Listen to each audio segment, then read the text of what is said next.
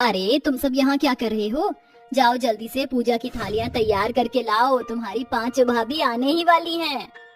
माँ जब देखो आप मुझ पर हुक्म चलाती रहती हो, कुछ काम खुद भी कर लिया करो।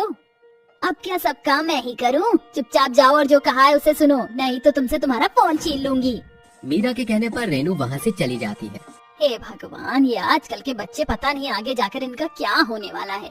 कुछ ही देर में रेनू मीरा को आरती की थाली तैयार करके ला देती है। तभी घर के दरवाजे की घंटी बजती है। अरे वाह, लगता है मेरी 5 बहू आ गई हैं। मीरा उनका स्वागत करने के लिए दरवाजा खोलती है। उसके सामने उसकी 5 बहू घूंघट करके खड़ी होती हैं, जिन्हें देखकर वो कहती है, अरे इतना लंबा घूंघट करने की क्या जरूरत है? चलो अपना घूंघट उठाओ ताकि मैं तुम 5 की अच्छे से आरती उतार सकूं, क्योंकि बहू घर की लक्ष्मी होती है। मीरा के कहने पर उसकी 5 बहू अपना घूंघट ऊपर करती है। लेकिन ये क्या, अपनी 5 बहुओं में से 2 बहू को देखकर मीरा हैरान रह जाती है, क्योंकि उसकी 2 बहू बहुत ज्यादा काली होती हैं, जिसके चलते वो अपने मन ही मन सोचती है, अच्छा तो ये पसंद है राजेश जी की? इतनी काली हैं ये दोनों। मैंने तो सोचा था कि मेरे 5 बहू बहुत सुंदर होंगी, लेकिन राजेश जी की पसंद इतनी घटिया होगी, मैंने सोचा भी नहीं था। अरे माँ, क्या हुआ आपको? आप ठीक तो हो ना? अरे जल्दी कर मीरा, कब से 5 बहू दरवाजे पर ही खड़ी हैं। तुझे उनका स्वागत नहीं करना है क्या? अजी क्यों नहीं करना, बिल्कुल करना है स्वागत। मीरा अपनी गोरी और सुंदर बहू की आरती उतारती है, लेकिन वो अपनी काली बहुओं की तरफ एक बार भी नहीं देखती। चलो चलो, तुम तीनों यहाँ क्यों खड़ी हो? अंदर आ जाओ। भूमि और भव्या वहीं खड़ी रह जाती है।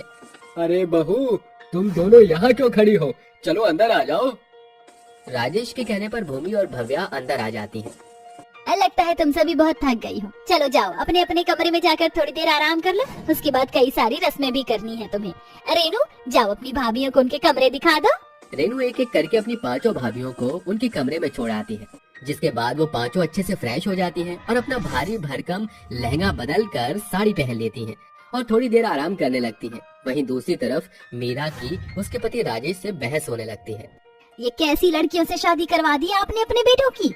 मीरा, तुम ऐसे क्यों कह रही हो? भूमि और भव्या बहुत अच्छी लड़कियां हैं और बहुत संस्कारी भी हैं। अरे ये सब तो ठीक है, भला एक बार अपने बेटों के आगे उन्हें मैच करके तो देखो। इतनी काली हैं कि मेरे बेटों के साथ चलती हुई बिल्कुल भी अच्छी नहीं लगेंगी। तभी वहाँ नुपुर और रेहान आ जाते हैं। मेरी पत्नी मुझे बिल्कुल भी पसंद नहीं है। हाँ पिताजी, मुझे भी भव्या बिल्कुल भी पसंद नहीं है। हमारे बड़े भाइयों की शादी इतनी सुंदर लड़कियों से हुई है और हमारी शादी इन कल्लो बाई से हुई है।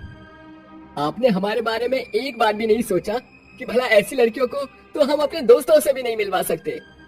अरे समय आने पर तुम्हें सब समझ आ जाएगा कि आखिर मेरा ऐसा फैसला तुम्हारे लिए ठीक है या नहीं। लेकिन मेरे बच्चों, ये हमेशा याद रखना कि रंग रूप से इंसान की पहचान नहीं होती, उसकी पहचान के लिए उसकी सीरत अच्छी होनी चाहिए। ऐसा कहने के बाद राजेश अपने बेटों की पीठ थपथपाता है और वहाँ से चला जाता है। कुछ देर बाद मीरा अपनी 5 बहुओं को मुंह दिखाई की रस्म के लिए बुलाती है। वो अपनी दोनों काली बहुओं को अपनी गोरी बहुओं के पीछे बिठाती है। चलो अब मेरी बहुओं की मुंह दिखाई की रस्म को शुरू करते हैं। मीरा के ऐसा कहने के बाद सबसे पहले गायत्री आती है। अरे वाह मीरा, तेरी बहू तो बहुत ही सुंदर है, एकदम चांद का टुकड़ा है, टुकड़ा। जैसे ही गायत्री भूमि और भव्या का चेहरा देखती है, उसका अजीब सा मुंह बन जाता है, जिसके चलते वो केवल अनु और हेमा और मेघा को ही शगुन के पैसे देती है।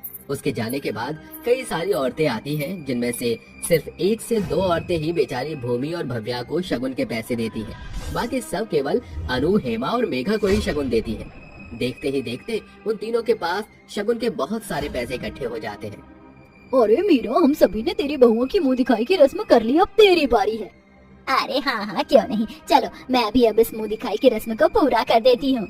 मीरा एक एक करके अपनी तीनों गोरी बहुओं की मुंह दिखाई करती है और उन्हें डायमंड के नेकलेस देती है।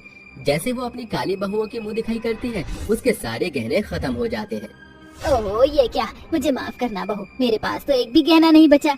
अनु, हेमा और मेघा की मुंह दिखाई करते करते मेरे सारे गहने मैंने उन्हें ही दे दिए शगुन में। कोई बात नहीं माँ जी, हमें वैसे भी आपसे कुछ नहीं चाहिए, हमें जितना मिला है उतने में हम दोनों बहनें बहुत खुश हैं। उन दोनों को ऐसे कहते हुए मीरा को गुस्सा आता है, लेकिन वो अपने गुस्से का घूंट बनाकर पी जाती है और अपनी काली बहुओं को शगुन के नाम पर 50-50 रुपए देकर वहाँ से चली जाती है। अपने साथ ऐसा भेदभाव देखने के बाद उन दोनों को बहुत बुरा लगता है, जिसके बाद वो 5 वहाँ से चली जाती है और मीरा उनकी पहली रसोई की रस्म के लिए उन्हें रसोई में ले आती है। अब तुम्हारी पहली रसोई की रस्म है, चलो तुम सभी का मन करे तुम वही बना कर ले आओ। मीरा ऐसा कहने के बाद वहाँ से चली जाती है जिसके बाद उसकी पांचों बहू अपने अपने हाथों से मीठा बनाना शुरू करती हैं। मैं तो खीर बना रही हूँ, इसलिए कोई भी मेरी कॉपी नहीं करेगा। और मैं गुलाब जामुन बना रही हूँ। मुझे तो गाजर का हलवा ही बहुत पसंद है, मैं तो वही बनाऊंगी। अनु, हेमा और मेघा अपनी पहली रसोई की रस्म पर अपनी पसंद की मीठी चीज बनाती हैं, तो वहीं भूमि और भव्या मीठे में केक बनाती हैं। पांचों अपने अपने हाथों से मीठे में कुछ बनाने के बाद नाश्ते की टेबल पर ले आती हैं। अरे वाह, आज तो कई प्रकार की चीजें खाने को मिलेंगी। अरे क्या ये खीर तुमने बनाई है? अगर तुमने बनाई है तो ये बहुत टेस्टी है। अरे वाह हेमा, क्या तुम्हें पता था कि मुझे गुलाब जामुन पसंद है? सच में हेमा, तुमने तो मेरा दिल ही खुश कर दिया। इस गाजर के हलवे में तो बहुत ही स्वादिष्ट खुशबू आ रही है। दक्ष अपनी पत्नी के हाथों से बना हुआ गाजर का हलवा खाता है, जिसका स्वाद उसे बहुत पसंद आता है। वो तीनों भाई अपनी अपनी पत्नियों को महंगे महंगे शगुन के तोहफे देते हैं, जिसके बाद राजेश अपनी काली बहुओं से पूछता है, अरे बहुओं, तुम दोनों ने अपनी पहली रसोई की रस्म में क्या बनाया है? अरे अच्छा होगा इन दोनों के हाथों का खाने से पहले मैं यहाँ से चला जाऊँ। हाँ भाई, इनके काले हाथों का बेस्वाद खाने से अच्छा है कि हम यहाँ से चले जाएं। वो दोनों खाने की टेबल से उठकर जा ही रहे होते हैं कि तभी भूमि और भव्या केक लाते हुए कहती है, happy birthday to you, happy birthday to you, happy birthday dear माँ जी, हैप्पी बर्थडे टू यू। माँ जी, आपके जन्मदिन की आपको हार्दिक शुभकामनाएं। माँ जी, हम सभी की शादी के चलते आप अपना जन्मदिन ही भूल गई, और फिर ये गाजर का हलवा, गुलाब जामुन और खीर तो हम आपको कभी भी बना कर खिला सकते हैं। आज आपका जन्मदिन था, इसलिए हमने मीठे में केक बनाया। अरे देखा मीरा, यहाँ हम में से किसी को भी तुम्हारा ख्याल ही नहीं आया, लेकिन इन दोनों ने तुम्हारे लिए कितनी मेहनत की है। ये सब देखकर मीरा का दिल पिघल जाता है, जिसके चलते वो अपनी काली बहुओं को गले से लगाती है और दोनों को अपने गले से अपना पुश्तैनी हार उतार कर पहना देती है। आज से ये पुश्तैनी हार तुम्हारा, तुम दोनों इसके काबिल हो। वहीं रेहान और नुपुर भी ये सब देखकर खुश होते हैं और अपनी पत्नियों के हाथ का बना हुआ केक शौक से खाते हैं। उस दिन के बाद से भूमि और भव्या के साथ कोई भेदभाव नहीं होता और वो दोनों अपने ससुराल में खुशी खुशी रहने लगते हैं। अरे क्या बताऊं बहन, मैं तो बिल्कुल भी नहीं चाहती कि मेरे छोटे बेटे की बहू भी मेरी बड़ी बहू की तरह आए, बिल्कुल काली और दिखने में बदसूरत। अब ये तो किस्मत की बात है शकुंतला बहन, जो किस्मत में होता है वही मिलता है। हाँ हाँ, अब तुम भी जले पर नमक डाल लो। बहन, तुम ही तो कहती थी कि तुम अपने बेटों के लिए ऐसी बहू लाओगी कि पूरे मोहल्ले में उनकी खूबसूरती का मुकाबला कोई नहीं कर पाएगा।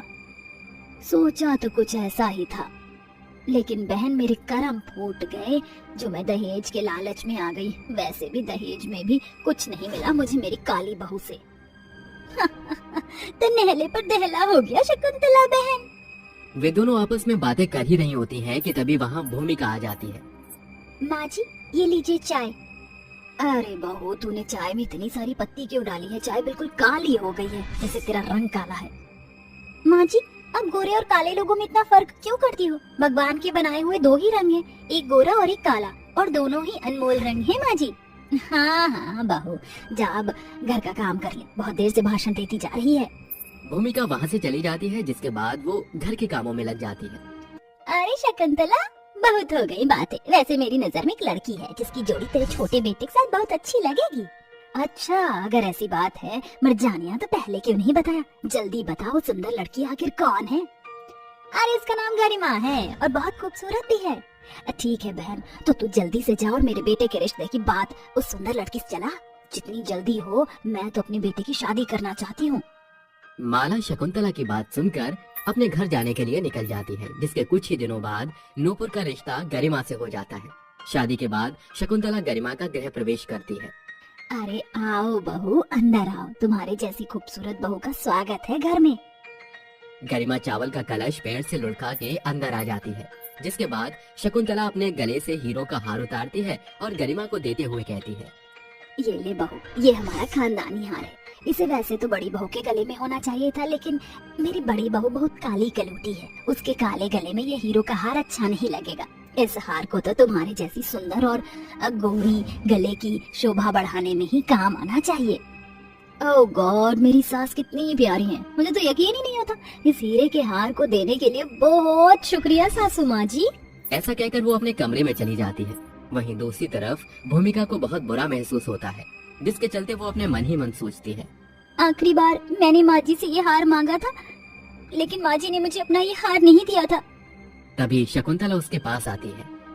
अरे बहू, तू ये क्या कर रही है? अरे किसी ने भी कुछ नहीं खाया है, कुछ खाने के लिए ही बना ले। कहीं तो हमारे मेहमानों को भूखा भेजने के बारे में तो नहीं सोच रही?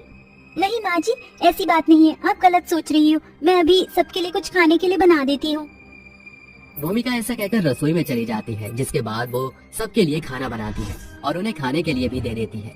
लेकिन नूपुर खाना नहीं खाता और वो अपनी भाभी से कहता है, भाभी जी, मुझे आप मेरा खाना प्लेट में दे दीजिए, क्योंकि मैं अपनी पत्नी गरिमा के साथ खाना कमरे में ही खाऊंगा। भूमिका खाने के प्लेट में खाना डालकर नूपुर को दे देती है, जिसके बाद नूपुर खाना लेकर अपने कमरे में चला जाता है। वहीं दूसरी तरफ बेचारी भूमिका सबको खाना खिलाने के बाद आखिरी में अकेली रह जाती है। सबने खाना खा लिया है, बस मैं रह गई।